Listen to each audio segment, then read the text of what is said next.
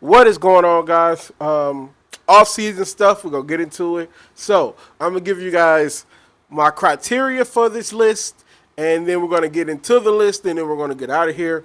We're gonna make two not two, but we're gonna do two guys in each list, and we'll probably put them in breakout videos throughout the week. So we'll do two guys in this week, and then probably Sunday and Monday or Saturday and Monday, however I feel, I'll break the videos out into their own individual ones, and we'll be doing that probably for what's next month or two, probably up until the draft, hopefully. So let's get into it. So this is going to be my top 10 quarterbacks list for the 2024 season. Now, I'm calling it for the 2024 season just for the sake of, making a playlist for it, but actually it's going to be my top 10 quarterbacks list pretty much until going forward. So until anything changes, or probably till next offseason, this is going to be my definite list up until something changes, right? Kind of like my top 10 black quarterback video, where that's going to be, we'll revisit that in a decade, whatever happens with these guys. So this is my criteria for this list. So how I'm doing this list. We're going to take into account the season numbers. What did you do over through the season? The offensive line rank, which I think is very important for quarterback success. So I'm putting that into it. You'll see as the list goes on why I pick some players where they're supposed to go because offensive line rank and stuff like that. Then we're going to go into the career so far, what they've done in their career so far, how they've measured up in their career against the other top guys in this list. So this is going to be fun. This is going to be fun. This is going to be very interactive. Let me know what you guys think, and let's get it started. So we're going to start with the honorable mentions. We're going to start with the honorable mentions. So honorable mentions: Matt Stafford, Kyler Murray, Dak Prescott. Dak Prescott, I just don't know where his career is going from here. Well, we're going to talk about the number 9 guy on our list has this issue, but he's surpassed it. When everything's going right with Dak, he looks great. But when everything's not going right with Dak, he looks terrible, right? Hasn't been able to succeed in the playoffs. When other guys on this list, I'm not going to tell you where he is, but Jaden Daniels is somewhere on this list, and he already has more playoff success than you. C.J. Stroud has been in the league not as long as you, and he also has way more playoff success. I don't know what to do with Dak. If I had to put Dak in like a top 20, I think Dak would probably be between 13 and 15, 13 and 16. He'll be somewhere around there. But I really want Dak to be better. And speaking of guys wanting to be better, Kyler freaking Murray. I came in this season thinking Kyler Murray was going to have an MVP season. I could have been more wrong, right? The talent suggests that he should be top 5. But the team success does not suggest that. He hasn't been able to put it together for 17, 18 games yet. They get off to a hot start, and then they fall off. They get into a hot start, they fall off. They get into a hot start, fall off. This has been a growing theme between any of the coaches that he's had, any of the coordinators he's had. It's always hot start, then fall off, right?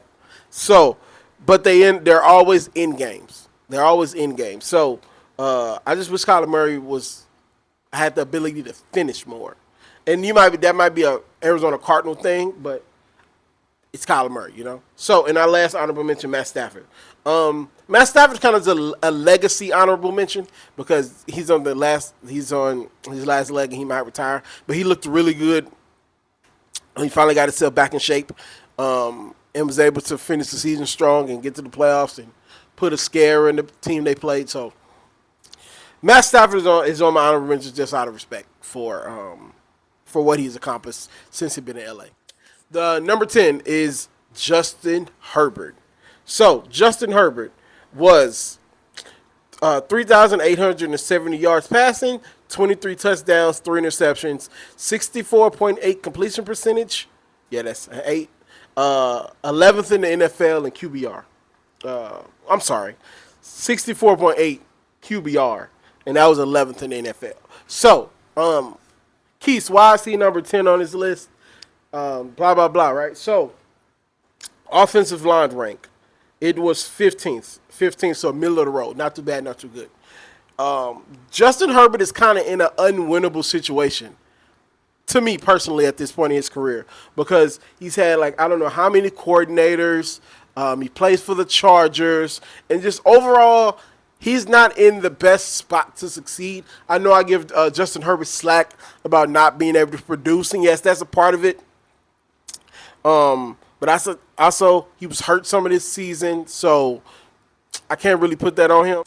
I know Justin Herbert was hurt some of this season, and I had him out for a minute.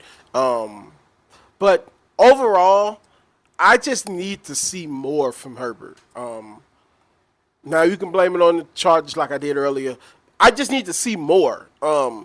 He's a top 5 talent when he puts it together, but I just haven't seen enough to justify putting him any higher than 10. So number 9. Number 9 is Jared Goff. Jared Goff, 4,629 yards, 668.4 QBR. That was 6th in the NFL. 37 touchdowns, 12 interceptions, and like 6 of them were in the same game. Jared Goff would be, and I say this about everybody, but Jared Goff would be higher on his list if there was more pop. If there was more pop to his game.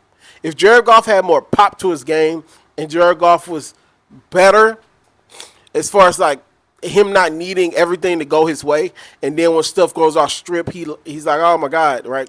So injuries took an effect on that. Dan Campbell being Dan Campbell took an effect on that. But I would look crazy if I didn't put Jared Goff on this list, because Jared Goff is most definitely a top 10 quarterback. But there's a ceiling to what he can do, which is ultimately why he's in Detroit in the first place. So offensive line rank best in the NFL. Has one of the best receivers in the NFL. So like, his team being so good is why he's so low. That's why he's so low at this point. So,